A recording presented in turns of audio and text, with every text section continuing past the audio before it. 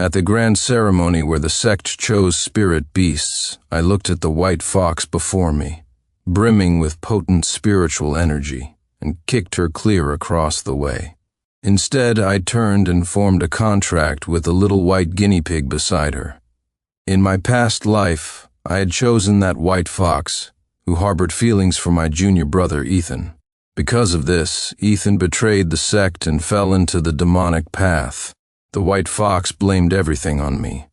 Disregarding the years of affection I had shown her, she treacherously murdered her master, killing me brutally. Reborn, I resolutely formed a spirit beast contract with that guinea pig.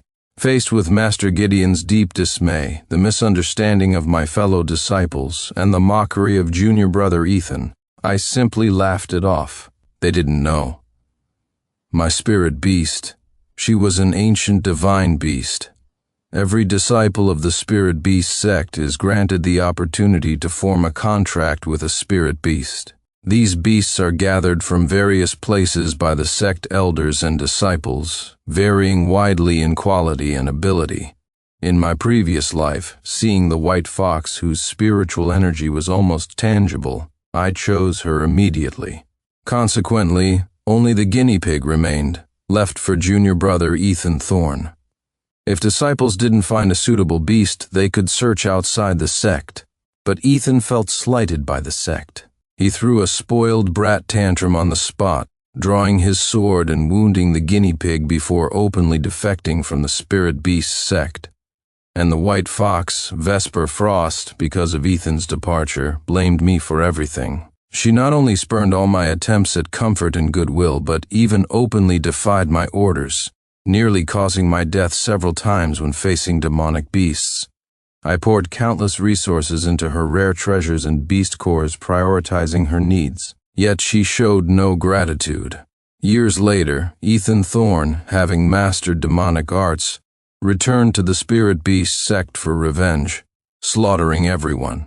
As I fought against him, Vesper suddenly turned on me, biting through my throat and tearing out my nascent soul to empower herself, leaving me to die a violent, gruesome death. Before I died, Vesper, in her human form, embraced Ethan, looking at me with utter disgust. "Ethan left the Spirit Beast Sect because of you, suffering alone out there," she said. "You owe us this." Opening my eyes again, faced with the arrogant white fox before me, I lashed out with a savage kick, sending her flying. "A lowly beast," I declared. "What gives you the right to act so presumptuously in the Spirit Beast Sect?" Everyone present gasped at my action, confused why I, usually so gentle, held such contempt for this white fox. My kick contained my full strength. Caught off guard, the fox slammed to the ground, unable to get up for a long moment, one of her forelegs seemingly broken. Ethan Thorne rushed over, scooping up the white fox, his gaze filled with fury directed at me. "Senior brother," he said, "even if you dislike this fox, there was no need for such a heavy hand. Could it be that you saw she was a high-level beast but unwilling to contract with you, so you decided to cripple her so no one else could have her? Such viciousness, such maliciousness, senior brother, you bring shame upon our Spirit Beast Sect." I shot him a sideways glance.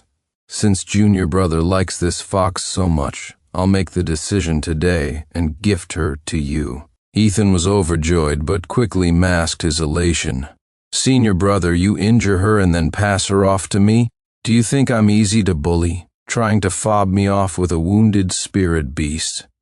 I pointed to the line of other spirit beasts. "If you don't want her, feel free to pick another." Unwilling to give up the high-level white fox, he hastily changed his tune. "I want her. I want her." Master Gideon, who usually favored me, looked uncomfortable. "Sincere, that's enough. Why are you arguing with a mere beast?" I bowed respectfully to my master, then pointed at the small, white, fluffy guinea pig that could fit in one hand. "I choose her." A brief silence fell over the training grounds. All eyes turned to the guinea pig. Master Gideon stared at the little white creature, nearly fainting from anger. "If you weren't my favorite disciple," he sputtered, "I'd strip you of your cultivation right here and now. What a disaster. How did I end up teaching such a witless fool?" In Ethan's arms, the white fox looked at the guinea pig, then back at me, her eyes filled with intense jealousy. I walked over to the guinea pig, gently scratching her soft fur and tweaking her cute little ears. "Little piggy," I said, "it's you. Are you coming or not?" She stared at me for a long moment, snorting emphatically, as if about to curse me out. But reluctantly, she lifted her nose slightly in agreement. A white light flashed, and the guinea pig officially became my spirit beast. Once a contract is formed, both parties share their knowledge. So, after she read my memories, her gaze towards Ethan Thorne became filled with irreconcilable hostility. This little guinea pig was quite clever, but she wasn't a guinea pig at all. In my past life, grievously injured and near death, she had collapsed at the Spirit Beast Sect's gates. Seeing she barely qualified as a spirit beast, the sect had casually saved her, letting her recuperate within their grounds. Who knew Ethan Thorne would be such a fool? If you didn't want to sign the contract, nobody forced you. Yet he acted as if everyone had coerced him, not only betraying the sect, but also injuring the already wounded little guinea pig, causing her to lose thousands of years of cultivation just to survive. Master Gideon's face was thunderous, dark enough to drip water. My fellow disciples looked at the little guinea pig in my arms, then back at me with expressions of pity, as if viewing someone mentally deficient. Over on Ethan's side, fearing I'd changed my mind, he hastily completed the contract with the white fox, becoming her master. Although Vesper was injured by my kick, she would recover with time. So, when he looked at my little guinea pig, a smug expression crossed his face. "I think this little pig suits senior brother quite well," he said. Junior brother knows senior brother also fancied this white fox, but chose this ugly pig to save face. If senior brother regrets it, junior brother is willing to offer the white fox to you. He was playing the victim after getting exactly what he wanted. He had already contracted Vesper, breaking it required either the beast's death or the master's. Saying this now was merely an attempt to gain a reputation for kindness in front of everyone. The guinea pig in my arms kicked frantically, looking ready to charge out and ram him to death. I quickly petted her a few more times to calm her down, signaling her to be patient. The next moment I deliberately spoke loudly for the entire sect to hear. "Junior brother, don't talk nonsense. You make it sound like I desperately wanted this fox.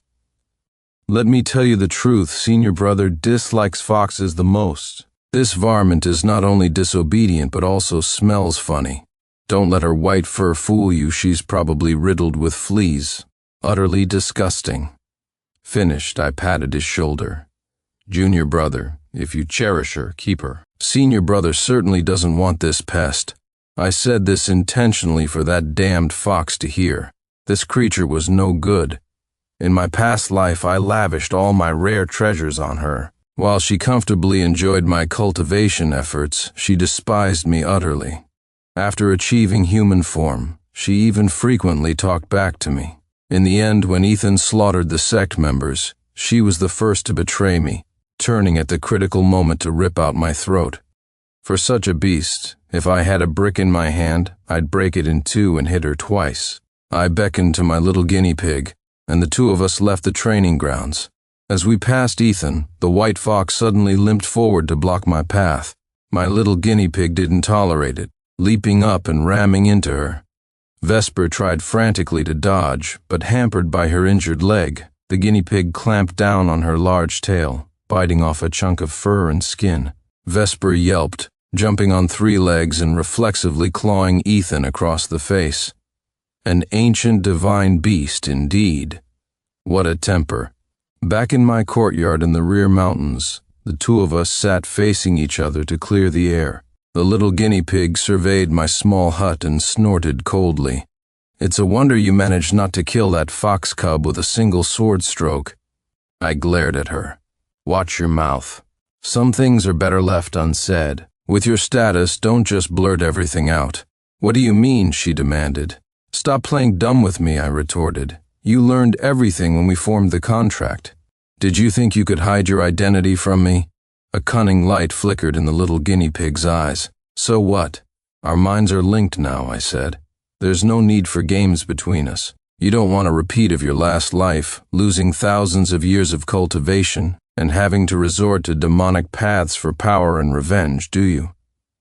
The little guinea pig was actually a heavily injured Teoti. In the previous life, after being found wounded by an elder, she had hoped to recover peacefully at the sect. Unexpectedly, Ethan Thorne attacked her during the contract ceremony. Caught off guard, she was injured and barely survived by sacrificing millennia of cultivation. From then on, she fell into the demonic path, embarking on a dark journey. Her end was tragic. Seeking revenge on Ethan, she was instead killed by Vesper, who had already grown powerful, becoming nourishment for her enemy. She bounced angrily. If I weren't injured right now, I would have eaten that spicy fox head earlier. I was speechless, looking at her pitifully small, constantly moving mouth. I couldn't fathom how she'd managed to eat a spicy fox head. Keep your voice down. Are you afraid people won't hear you? I quickly scooped her into my hands, petting her back and forth. She stretched comfortably, rubbing against me affectionately. I still don't know your name, I said then. What should I call you? I can't just keep calling you little guinea pig. Victoria Stone. Call me Victoria. I untied the treasure pouch from my waist. Here are the rare herbs and beast cores I've saved up. They should help you recover quickly. Take them for now. All for me? What about you? She asked. You're an ancient divine beast, I replied. Once you're healed, what treasures couldn't I obtain? You can just pay me back double then. The little guinea pig rolled her eyes at me. You certainly know how to strike a bargain. Otherwise, how could... Her words trailed off as a fierce light flared in her usually placid eyes, fixed intensely on something behind me. I turned around. The white fox was crouching at the entrance, craning her neck, looking at us with a pitiful, aggrieved expression. I stood at the doorway, coldly observing the white-furred fox limping on one leg. What do you want? She looked conflicted, wanting to approach me yet trying to maintain an air of haughty pride, as if reluctant to come closer. I glanced back at Victoria. She had already taken a spirit stone from the pouch and was warily watching the fox while displaying the typical guinea pig-eating face, vacantly munching on the stone with rapid movements of her tiny mouth, the sound crunching softly. She practically had foodie written on her face, fiercely protective of her meal. Seeing Victoria like this, the white fox, Vesper, clearly couldn't accept it. That's mine, she blurted out, then seemed to remember something and swallowed the rest of her sentence. I knew what she meant, that the spirit stone was hers, because she had also been reborn. I suspected it back at the ceremony from the way she looked at me, which was why I kicked her away. But I couldn't understand why, in this new life, she would sneak away from Ethan to find me. Looking at her pathetic, limping state, I only felt irony. When I treated her with utmost kindness, she betrayed me for someone else, even killing her master and cruelly digging out my nascent soul. Now, after I broke her leg upon first meeting, she came running back to me. This fox truly was contemptible. Shouldn't you be with your master? I asked. What brings you here? The word master provoked a strong reaction. He is not my master, she retorted. Oh, I said, turning to walk back inside. Then hurry along and do whatever you need to do. Don't linger at my gate. I find your presence dirtying. She lifted her head, looking at me with shocked eyes. Sincere, why didn't you choose me earlier? I was exasperated. Huh? Are you all right? Why on earth would I choose you? Because you're a demon fox? Or because of that holier-than-thou attitude of yours? Remember your place. You're just a beast taken in by the Spirit Beast Sect. You'd better adjust your attitude. I was choosing a spirit beast, not adopting an ancestor to worship. I have no habit of coddling entitled creatures. I slowly walked back to Victoria, reaching out to stroke her fur. She closed her eyes contentedly, rubbing against my hand. See this? I continued. This is what a spirit beast should be. One who will treat me wholeheartedly, one I can trust my back to. Not some ungrateful curse that constantly gives her master attitude. Understand? Vesper was speechless, her gaze towards Victoria once again tinged with that sour jealousy. A sharp cry shattered the courtyard's peace from behind her. "What are you two doing?" Looking towards the sound, we saw junior brother Ethan Thorne standing behind Vesper, his eyes full of suspicion towards me. Disciples from neighboring courtyards heard the commotion and came out to watch. Seeing the growing crowd, Ethan recalled the usual respect the others showed me versus the disdain they showed him, and his resentment festered. He questioned me sharply. "Senior brother, since you've already abandoned this white fox, I hope you'll conduct yourself with dignity. Don't be greedy, wanting both what's in your bowl and what's in the pot. If you couldn't bear to part with my white fox, you should have said so earlier in front of Master and everyone. Why try to secretly lure my spirit beast away now?"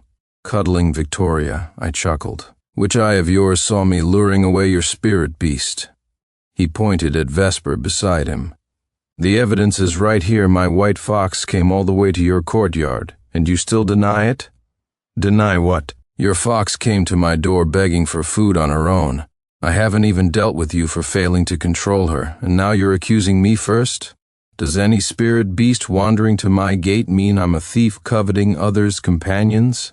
Or perhaps, junior brother, you're afraid you can't afford to raise this white fox, so you two cooked up this scheme to come extort me.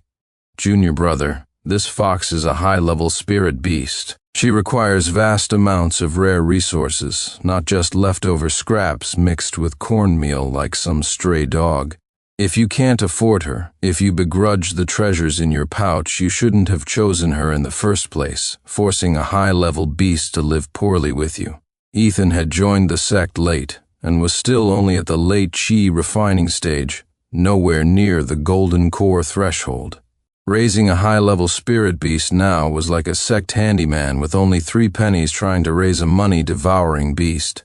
My gaze fell on Vesper beside him. "Aren't you capable of speech? Tell us yourself, did I lure you here?" The damned fox chose this moment to play mute, wrapping her tail around Ethan's leg and looking at me with heartbroken eyes as if blaming me for dragging her into this. Victoria Stone remained silent, just crunching relentlessly on her crystal. Crunch, crunch. I patted Victoria's small head. "See?" I said to Ethan. "My spirit beast is perfectly fine. Even if you offered 109-tailed foxes, I wouldn't trade, let alone your crippled single-tailed one." Ethan looked past me at Victoria with disdain. "She's just a pig. What's there to be happy about? Is she going to ascend to heaven and become a dragon pearl?" Noticing the scratch marks on his face, I teased, "Well, she can't do that. But she's still better than some dumb fox who gets her tail bitten and then scratches her own master's face, wouldn't you say?" Ethan gasped for breath, enraged. He furiously ordered the fox beside him. Vesper tear his mouth off. Vesper was clearly unwilling to advance, holding up her injured paw to show she couldn't fight. Ethan exploded. "Fine, even you won't listen to me. This is outrageous," with a clang. Ethan drew his longsword. "Sincere today. One of us dies." Amidst the crowd's gasps, Ethan's sword lunged towards me like a rainbow. Suddenly, a white blur shot out. A metallic clang echoed as Ethan's sword was shattered into countless fragments by Victoria's small head. Victoria's form flickered. She leaped into the air like a stone and slammed squarely into the mid-air Ethan's stomach, knocking him to the ground. The next instant, her small, round body took a preparatory stance. Then, her deceptively cute head gathered force and shot forward. Slap, slap, slap. The little guinea pig frantically used her body to slap Ethan's face left and right. The tiny creature possessed immense strength. When several disciples finally pulled Ethan up, he was unconscious. His face bruised and purple, whether from shame and fury or suffocation was unclear.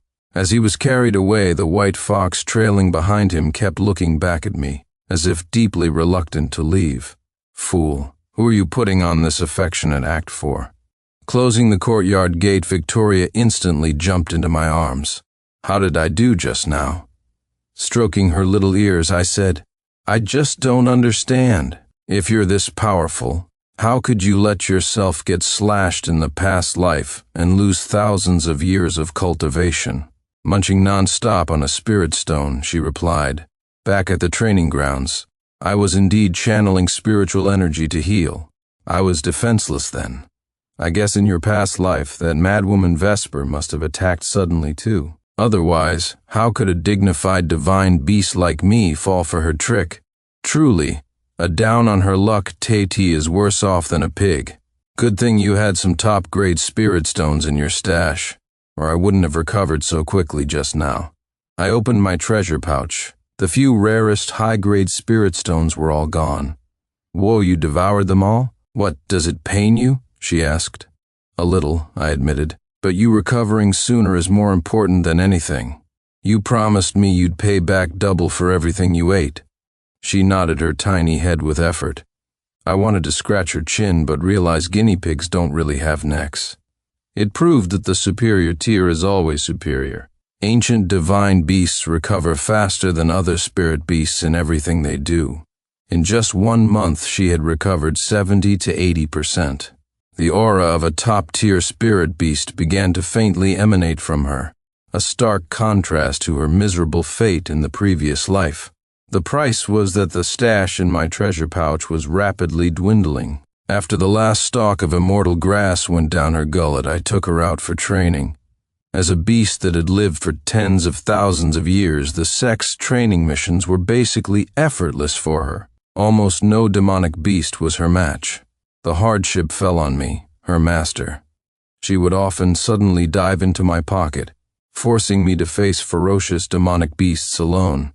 In her words, I was simply too weak. If I didn't improve myself, I would eventually hold her back. Thanks to her, my initially depleted treasure pouch, much like my cultivation level, gradually began to fill up again.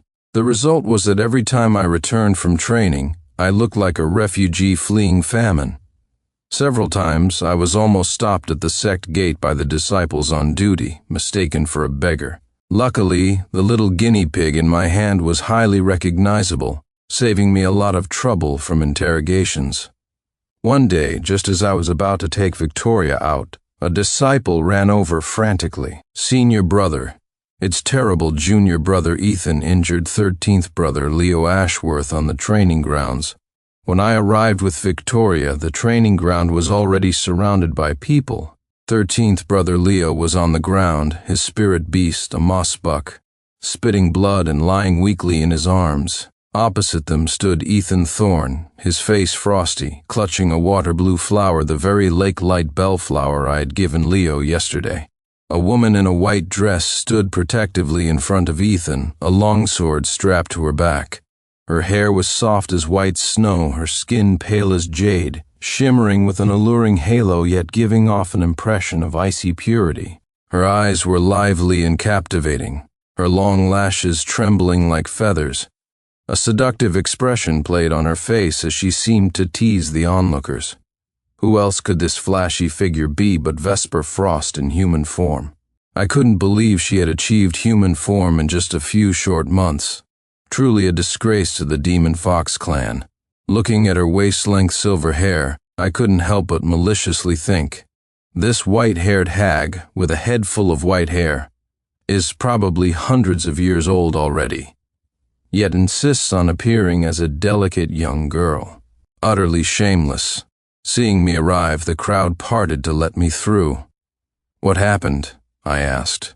With Master Gideon in seclusion and several elders traveling, I, as the senior brother, naturally held authority. Leo explained, "Senior brother, you gave me the lake-light bellflower the day before yesterday. Today, I was planning to let my mossbuck absorb it. Unexpectedly, junior brother Ethan suddenly had his spirit beast attack while my mossbuck and I were unprepared, injuring us and snatching the flower you gave me. Please, senior brother, uphold justice for me." It turned out that as soon as Vesper could take human form, Ethan had brought her to the training grounds to show off. Seeing the lake-light bellflower in Leo's hand, a key herb for his own advancement to the golden core stage, Ethan directly ordered Vesper to snatch it. I had recently gained many resources, so as senior brother I'd shared some materials with those in need, naturally excluding Ethan and Vesper.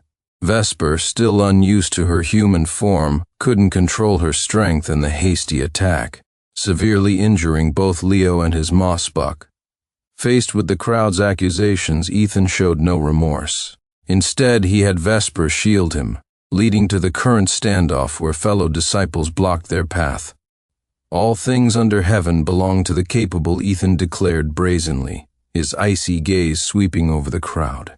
When I signed the contract with Vesper, I was just a newcomer in the late chi refining stage, completely unable to support her.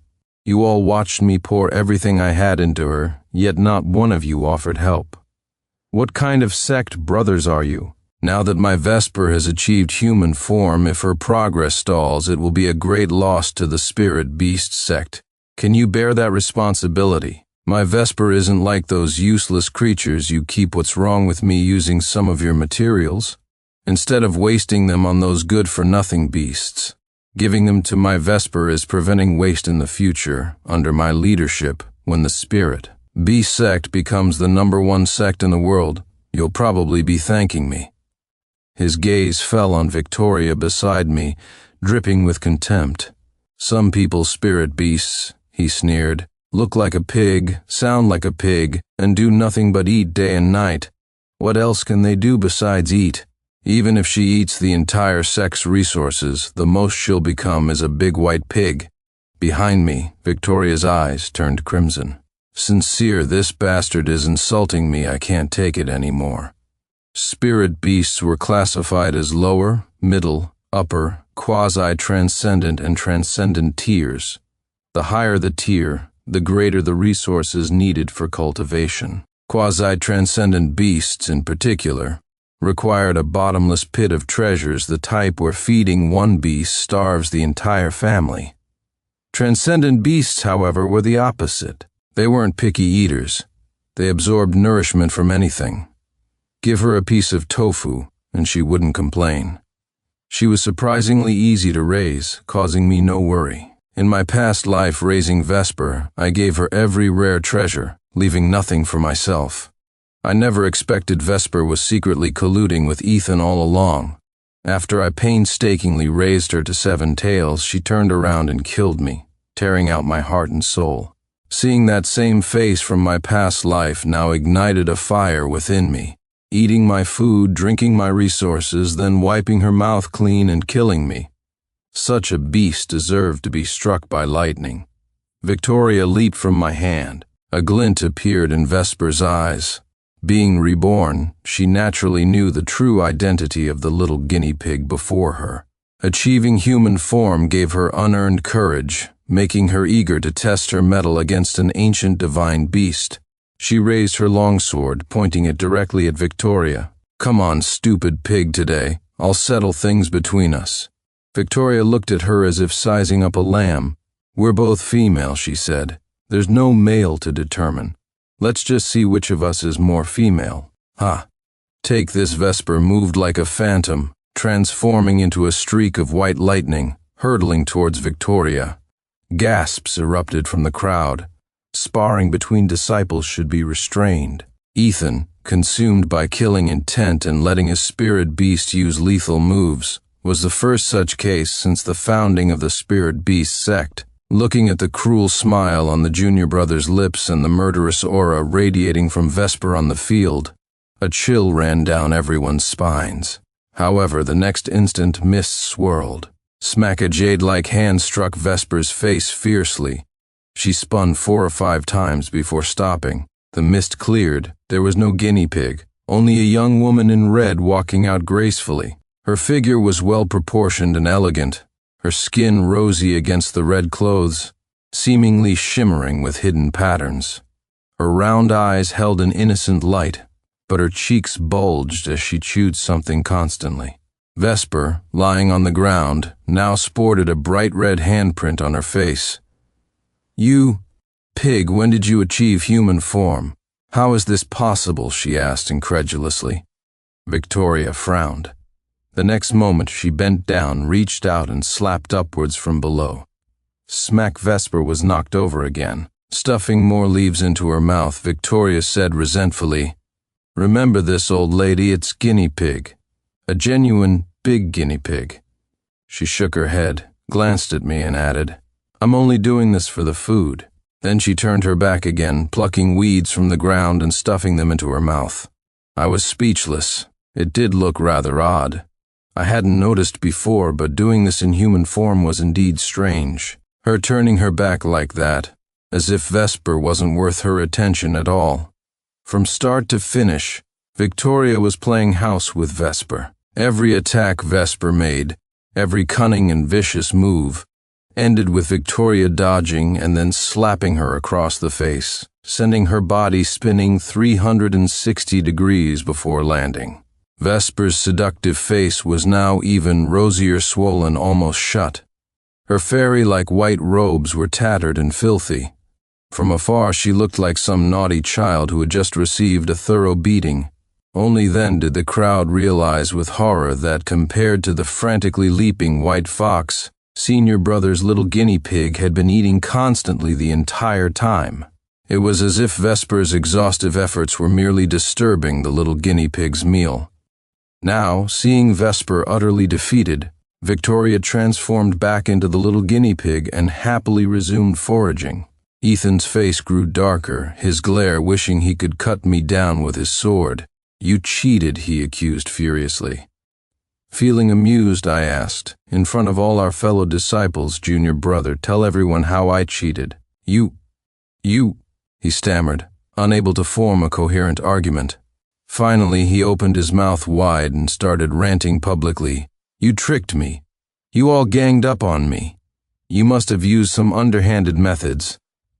Otherwise, how could my Vesper lose to a mere pig? You bunch of cowards. Sincere gave you some small favors, and you became his attack dogs? Have you no dignity as members of the Spirit Beast Sect? Let me tell you, he didn't come by those things, honestly.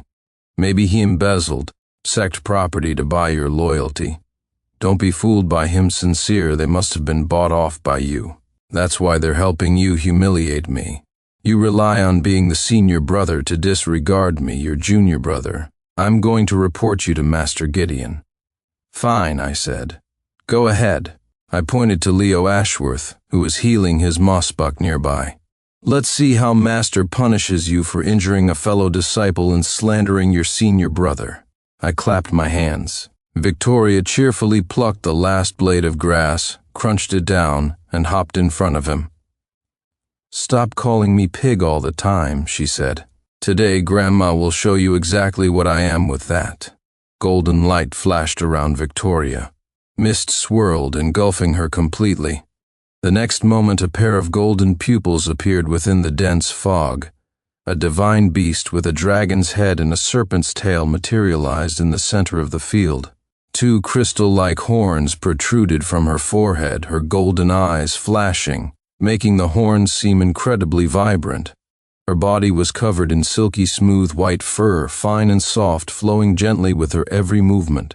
A ribbon-like white tail extended behind her, swaying slowly. Ethan's eyes filled with frustration and regret. Amidst the crowd's gasps, he spat out 4 words through gritted teeth: "Divine Beast." Taoti. Seeing the Taoti in its true form, Ethan actually turned his anger towards me. "Sincere, if you hadn't rejected Vesper and snatched my Taoti, I would already be the pride of the sect. This is all your fault. You have to compensate me. Give me back my Taoti." The crowd stared at him, throwing a tantrum, looking at him as if he were an idiot. I scoffed. "Compensate you with my spirit beast? And how would you establish the agreement? A spirit beast arrangement is a profound bond that lasts a lifetime. Unless one party departs from this world, it cannot be dissolved. Has Junior Brother considered this? What's so challenging about that?" he replied with complete self-assurance, gesturing toward Vesper. "Remove this inadequate companion from my path, and my connection with her will naturally fade." Vesper looked back in shock, disbelief evident in her expression. "Ethan, what are you suggesting? Be silent, you disappointing failure. If you hadn't charmed me previously, I would have formed an alliance with an ancient divine beast and become the sect's rising talent. Everything is your responsibility. Why don't you simply disappear?" Vesper's eyes widened as if struck by revelation. Ethan then turned to me again. "You should remove yourself as well. then your connection with the Taoti will cease to exist. That will permit the Taoti and me to form a new alliance. You claimed my Taoti and enjoyed the recognition for so long you've had your share. Trading your life for a few months of fame is a bargain for you." The crowd erupted. Everyone pointed at Ethan, cursing him vehemently. "You are truly shameless. Having a disciple like you is a disgrace to the entire sect. It was you who looked down on the Taoti back then.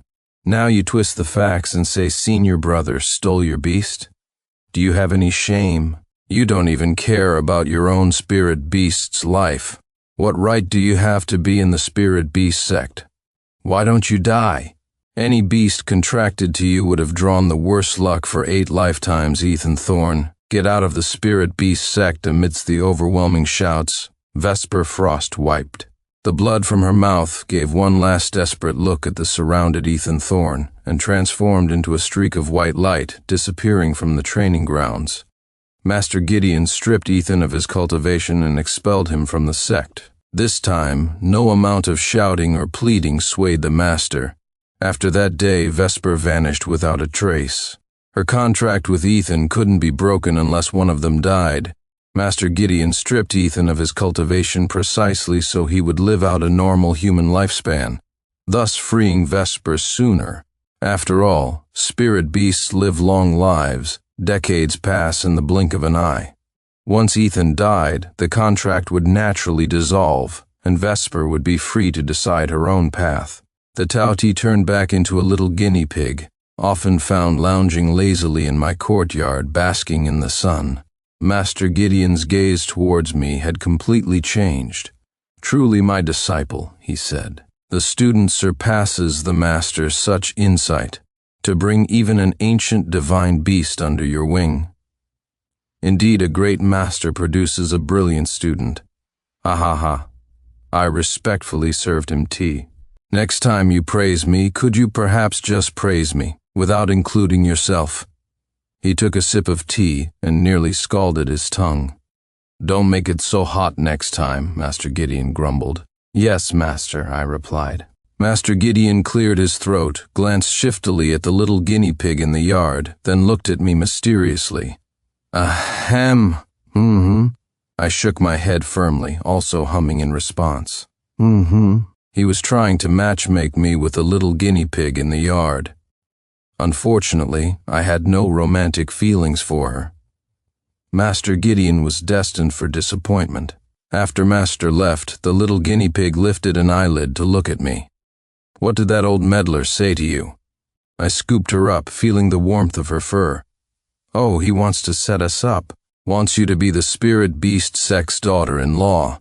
I felt her body tremble slightly in my arms. In a nonchalant tone, she asked, "So, what do you think?" "Firstly," I said, "I'm not interested in mountain sprites or water spirits. I view spirit beasts, divine beasts, fierce beasts, and ordinary beasts all the same. Secondly, you're so small and cute. My conscience wouldn't allow it." Victoria snorted. "Grandma here is a fully grown guinea pig, thank you very much. Besides, plenty of people in your Spirit Beast Sect end up with their own spirit beasts as partners." I shook my head vehemently. "No way.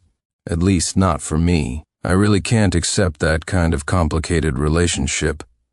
Besides," I smoothed her fur, placing the constantly performing 360-degree spin creature back on the ground. "I was lucky enough to be reborn. Right now, I just want to live my own life well. As for the future, we'll talk about it later." I patted her little head and walked towards the house. "Sincere," Victoria called out. I turned back. She had transformed into her human form. I met her golden eyes. Tears welled up, giving her a pitiful, aggrieved look. "Then what am I to you?" I scratched my head. "Family, of course. Ethan Thorne was dead. His body was found outside the sect gate. When I arrived, people were collecting his remains. His eyes were wide open, his terrified face frozen in unwillingness. His internal organs had been ripped out, leaving an ugly open wound in his abdomen. His body was empty inside, covered in cuts from sharp weapons. Victoria sniffed behind me. Vesper did this. Her scent is all over him. Suddenly, as the body was lifted, a letter fell out. Master Gideon read it, his expression grave, then handed the opened letter to me. That damned fox had gone mad. The letter was from Vesper. She wrote that she couldn't bear Ethan's betrayal. Love had turned to hate, forcing her to kill him. To help Ethan rise, she had recklessly advanced by devouring other spirit beasts, damaging her own beast core and vitality because her body couldn't handle the immense spiritual power. She thought Ethan would cherish her after she'd done so much for him. Unexpectedly, the first time he saw a divine beast, he disregarded their past affections and, crazed by the desire to contract the teoti, demanded she die. From start to finish, she wrote, that scum only ever loved himself. He never liked me even a bit. I was just a stepping stone for him to reach the heavens. Brother sincere, I'm sorry. I failed you. In this life I am unworthy to stand by your side again. If I can open the demon abyss and destroy this world, when I enter the cycle of reincarnation again, will I meet you once more? If I could start over, I would hold on to you tightly and never let you leave me again. Wait for me. We'll meet again in the next life. I tore the letter to shreds. Is she sick? I'm living just fine.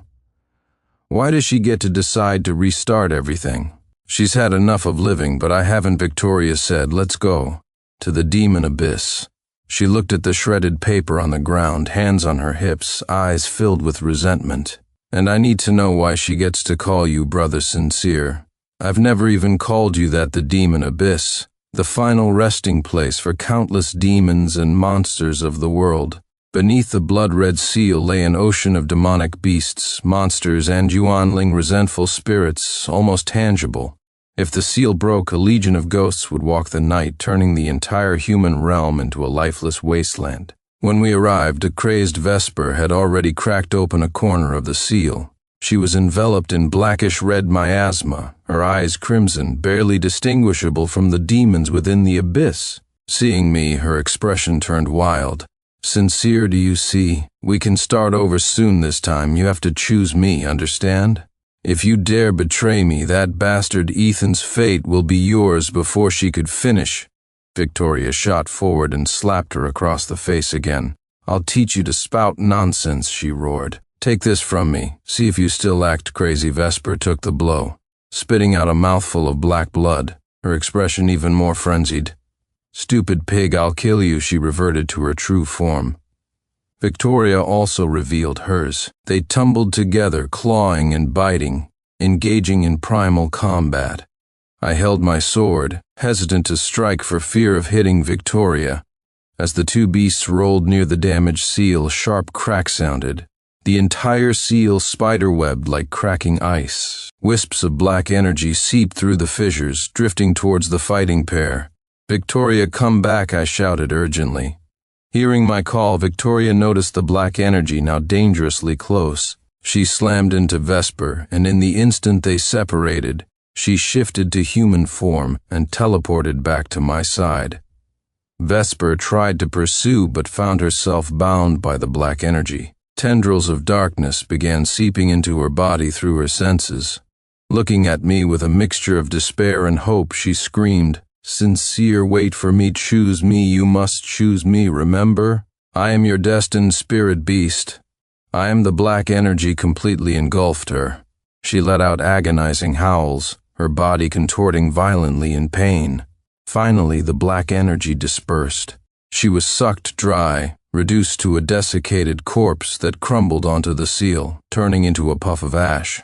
At the same moment, the demon abyss seal shattered like glass, exploding into countless fragments. A torrent of demon souls and evil ghosts surged out like a bursting dam. My fellow disciples were terrified. Many spirit beasts were frozen in fear, losing their senses. Master Gideon's sword trembled in his hand as he looked up at the sky, blotting horde. It's over, he murmured. But amidst the crisis, I raised my sword high, its edge glowing brilliantly, pushing back some of the darkness. Master, I yelled. Giving up now is truly the end. Master Gideon snapped back to reality, his gaze firming. Form ranks, he bellowed. As if finding their anchor, everyone gathered around the master. The disciples quickly formed a battle formation, powerful spiritual energy flowing through it, creating a sturdy defensive barrier. The ghosts surged forward with ear-piercing shrieks, pressing down like a black cloud, bringing a suffocating aura of terror. Disciples within the formation unleashed their skills, sword lights, talismans, and spells intertwined, clashing against the crazed demonic tide. In the sky, a massive ghoul, resembling a tiger-like specter with blood-red eyes, opened its giant maw and lunged at the formation. I leaped up, my sword blazing with intense light, and slashed downwards. A powerful sword sheath struck the specter. It shrieked horribly, its body rapidly disintegrating into black smoke. The battle intensified, but the number of ghosts seemed endless. We knew the tide of demons would eventually overwhelm us, but no one retreated. This was the first line of defense for the human realm, possibly the last. As the front-line disciples weakened, about to falter, the junior disciples who had initially been terrified, cowering behind the others, stepped forward. Their young shouts and battle cries filled the air. We didn't ponder the meaning of resistance. It felt like destruction was inevitable, but we wanted to delay it, even for just another moment. Every second counted. Just then a white light flashed from my embrace, transforming into a sharp figure Victoria. Like a piercing sword, she plunged into the ghost horde, each strike carrying potent spiritual energy. Ghosts disintegrated under her attacks. Protected by the formation, the other spirit beasts gradually regained their composure and followed Victoria into battle. A white serpent sword, breathing frost, freezing ghosts into ice sculptures. A golden lion roared, shattering nearby demon souls. A celestial crane shed countless feathers, healing the wounded disciples. Victoria transformed back into the Teoti. I stood by her side, fighting shoulder to shoulder. Sword chi and spiritual energy intertwined. I repelled ghost after ghost, her claws tore apart demon after demon. However, just as we thought we might stand a chance, a deafening screech tore through the sky, seemingly ripping the heavens apart. Everyone looked up. A colossal black shadow appeared on the horizon, shaped like a 9-headed giant bird, radiating endless darkness and terror. The 9-headed harbinger, Master Gideon, exclaimed, his face instantly paling. Its appearance brought boundless disaster and despair. The sky seemed swallowed by darkness, the very air growing heavy. The harbinger's 9 heads opened simultaneously, unleashing world-shaking screeches. Black flames, freezing mist, and corrosive poison spewed forth, blanketing the battlefield. The disciples' formation began to crumble under this terrifying power. Even the spirit beasts faltered under the immense pressure. "This isn't sustainable," Victoria said, her gaze fixed on the shattered seal, growing solemn. "The seal must be repaired, or we'll all be worn down and killed." My heart felt like it was being squeezed violently. I grabbed her furry tail, trying to stop her. No, the demon abyss seal was formed from the body of an ancient divine beast, holding firm for millennia. "I know what you're thinking. You want to use your own body to mend the seal," my voice trembled. "Even if I die, I won't let you die." She looked down at me, a cool smile playing on her lips. "If this continues, we'll both die." "Shut up, you can't go. A spirit beast must obey its master. If you dare disobey me, I'll abandon you," I commanded, though my voice shook. "Don't go. Even if we die together." Victoria's gaze softened. "All right then," she sighed. But the next moment she flicked her head, the immense force sending me flying. Old-timer, Catchmaster Gideon caught me, clamping down hard on my wrist's pressure point, forcefully restraining me. "Old-timer, take care of him for me. If even a hair on his head is harmed, I'll haunt your dreams every night, demanding food with that." She plunged into the demonic tide. Tears streamed down my face as I watched Victoria surrounded by vengeful ghosts. "Bastard, stupid pig, I'm your master who gave you permission to leave me?" Victoria's lips curved upwards.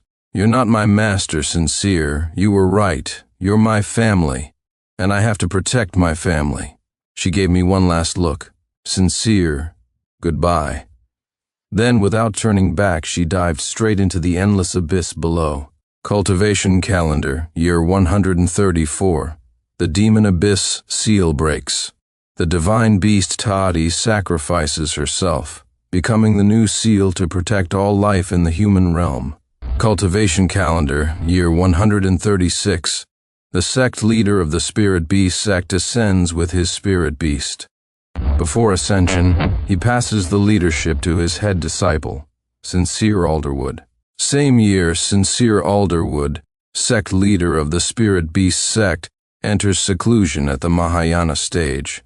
The following year, he emerges, successfully reaching the divine transformation stage. Without the aid of a spirit beast, he becomes the first person in the cultivation realm to achieve this. From then on, the Spirit Beast Sect opens its gates wide, recruiting disciples extensively, becoming the foremost sect in the cultivation world, bringing glory to the name. But I wasn't happy. I seemed to have lost the ability to feel joy. My only pastime was sitting alone in my old courtyard, staring blankly at an empty spot on the ground.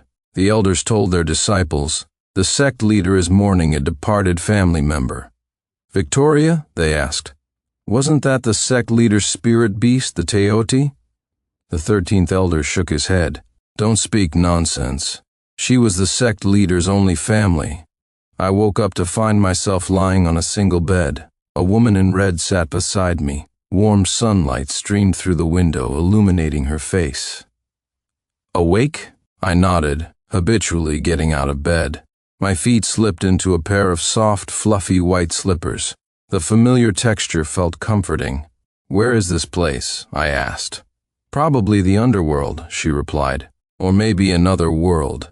Could be the immortal realm too, I'm not sure." The woman looked into my eyes, smiling. "Do you still recognize me?" I shook my head. She explained, "The sweet ending Victoria who died comes to this world. She works to earn rewards, saving money to buy a house. When she finally buys one, she can ask the system to send her unique Sincere here to live with her. As for where the scum girl Victoria goes, I don't know." As she spoke, she grew a little downcast, her gaze filled with apology. "It's a pity, I'm still renting. It'll probably take many, many more years to afford a big house." She looked at me, a hint of guilt in her voice. "Sincere, I'm sorry." At that moment, a mix of sorrow and joy washed over me. I pulled her into my arms, rubbing her small head fiercely. "You stupid guinea pig, how dare you leave me? I think you're the scum girl. Victoria, why did you leave me? Why? Don't you know?" Being that useless sect leader meant nothing every day, felt meaningless. Just wasting time, she gently nuzzled my neck. "Sincere, leaving early. Isn't it just for a better reunion? I miss you too. Every day. So much. Don't worry, I'll definitely buy a big house. I'll bring you over. So you have to wait for me, remember? I will always be by your side." With that, she shoved me hard. Thud. I groggily picked myself up from the floor, realizing I had fallen off the couch. I rubbed my blurry, somewhat damp eyes. It was just a dream. A faint scratching sound came from the door. I opened it. A little guinea pig was pawing at the wood with its front paws.